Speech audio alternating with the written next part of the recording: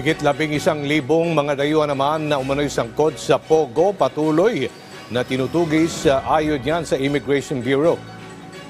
BI nilinaw din na wala na itong pananagutan kung makakatakas sa pamamagitan ng connecting flights ang mga pinareport na dayuhan. Si Luisa Erispe sa sentro ng balita.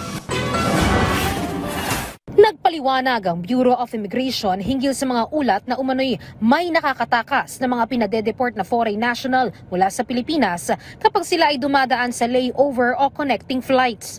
Ito ang mga dayuhan na nahuhuli ng pamahalaan na illegal aliens dahil kahit banned na ang Pogo sa bansa mula December 31, nananatili pa rin sila sa Pilipinas. Depensa ng BI, ang pananagutan lang nila, mapaalis na ang mga dayuhan sa bansa. Kung papasok man ito sa iba pang bansa, ay hindi na ito pasok sa kanilang jurisdiksyon.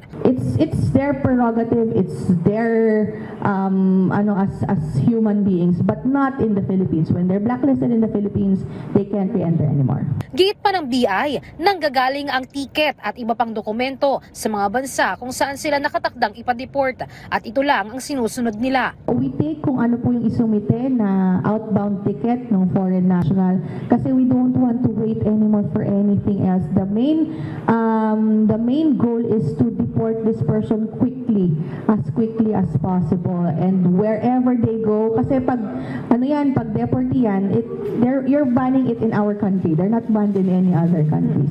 Lumalabas na may natitira pang higit 11,000 dayuhan sa Pilipinas na tinutugis ng BI at iba pang ahensya ng gobyerno na dating nagtatrabaho sa mga Pogo pero ngayon ay illegal aliens na.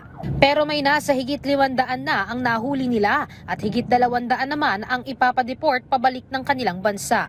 Diretso na naman silang blacklisted sa Pilipinas. Pinabibilis na ng BI ang proseso ng deportation para sa iba pang mahuhuli. Once lumabas na po yung deportation order nila, chinarge sila, na napatunayan na sila ay illegal alien, so lalabas po ang deportation order nila. Ang requirements lang po for deportation is just their travel document. We have coordinated with the embassies para matulungan po tayo na ma-expedite yung issuance ng mga travel documents namin for foreign nationals with no travel documents. Bukod naman sa mga illegal aliens, nakatutok din ang BI sa mga Pilipinong posibleng maging biktima ng scam hubs sa ibang bansa.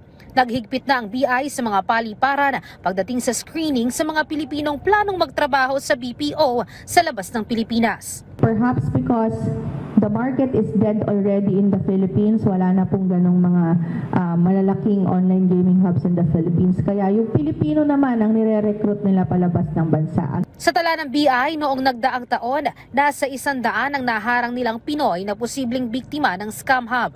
At ngayon, 2 buwan pa lang ng 2025, nasa 50 na agad ang nahuli nila sa paliparan. Luisa Erispe, para sa Pambansang TV, sa Bagong Pilipinas.